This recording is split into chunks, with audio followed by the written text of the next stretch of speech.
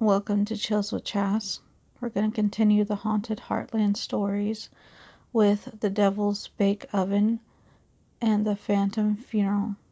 Let's get into it. A few miles north of Grand Tower, Illinois, on the Mississippi River, is a small rocky promontory used for centuries as a landmark by river travelers. The Devil's Bake Oven is its unique name. It is a short distance north of another protuberance known locally as the Devil's Backbone. Since the 1670s, French explorers, British soldiers, American fur traders, keel boatmen, steamboaters, and river pirates have been guided by the rock outcroppings. They marked the eastern terminus of a stone ledge beneath the muddy waters of the Mississippi, which caused boatmen troubles before the damming of the river. On their trips upstream, flatboatmen had to leave their crafts and walk along the shore, pulling their vessels beneath them with the long tow ropes or lines. Going downstream, they repeated the same procedure, only they had to hold their keelboats back lest they break loose and crash through the rapids.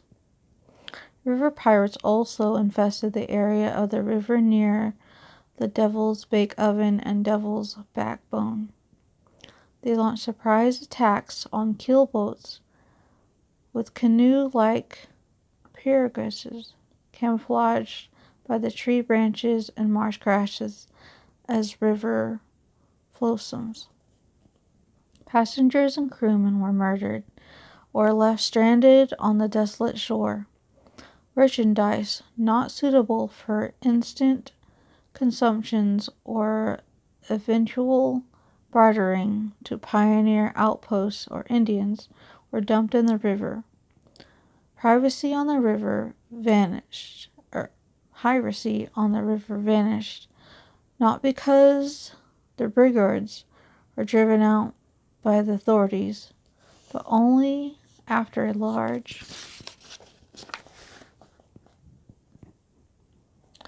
number of settlements made the pirates' activities more prevalent.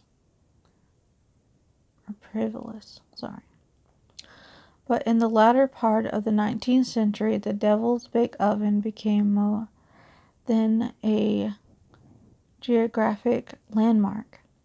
An iron foundry was constructed on the hill, and several large homes were built for the factory's managers, including a beautiful two-story structure for their superintendent of the furnaces. Traces of the house's foundation can still be seen on the eastern side of the hill near its summit, but all is not as it seems on the mound known as the Devil's Bake Oven.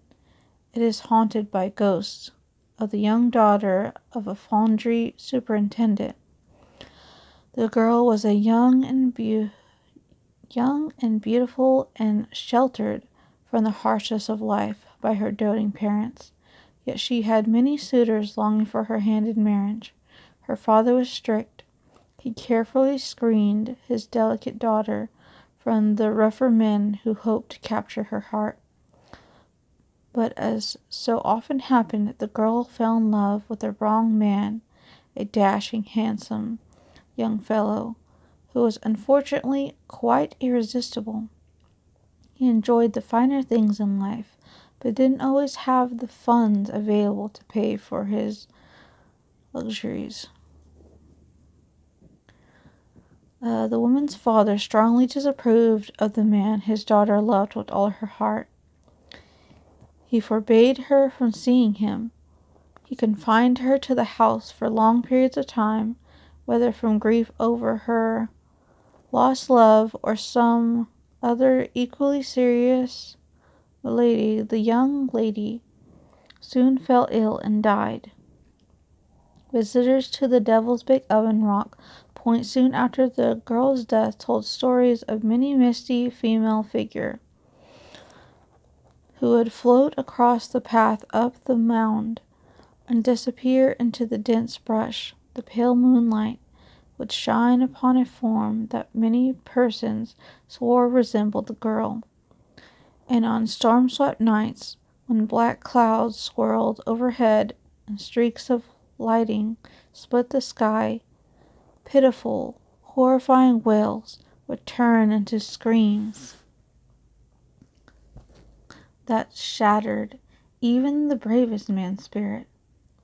Long after the superintendent's house was razed and the timbers used to build a railway station, the girl's spirit continued to mourn for her lost lover. A bridge now passes over the Mississippi River near the Devil's Big Oven, carrying natural gas lines for Missouri.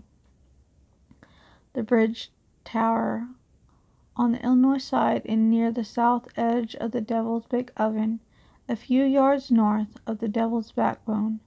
There is little to remind the modern visitor of an incredible tapestry of history that unfolded below the bake oven's stony summit, and of the bereaved young maiden who returns in death to secretly internally for her rouge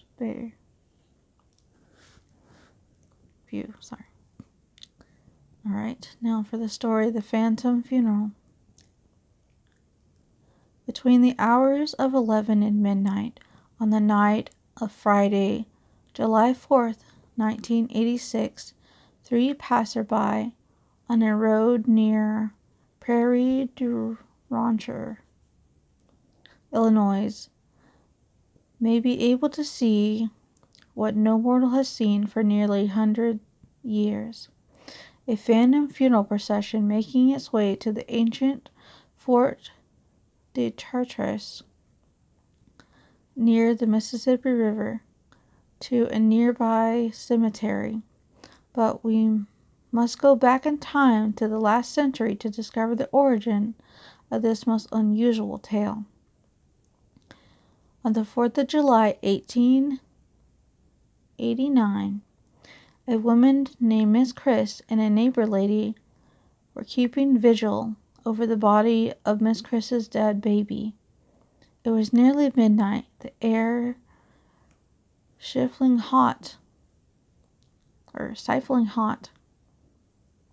as they rocked on the front porch of the house. Suddenly, the neighbor noticed in the distance a shadowy procession of people and wagons coming down the road. Wagons rolled into view, silhouetted against the full moon. The drivers unseen in the darkness. No driver or wagon carried a light or any other visible indication of their origin or intended destination. The only clue to their purpose was a casket that was being transported in a low wagon.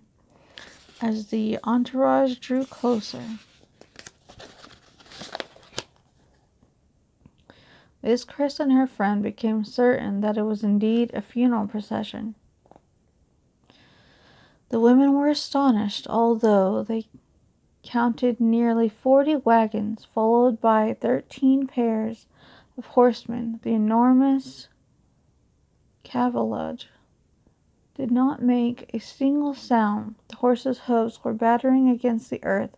Clouds of dust rolled from under the wagon wheels, and the riders seemed to be talking to each other.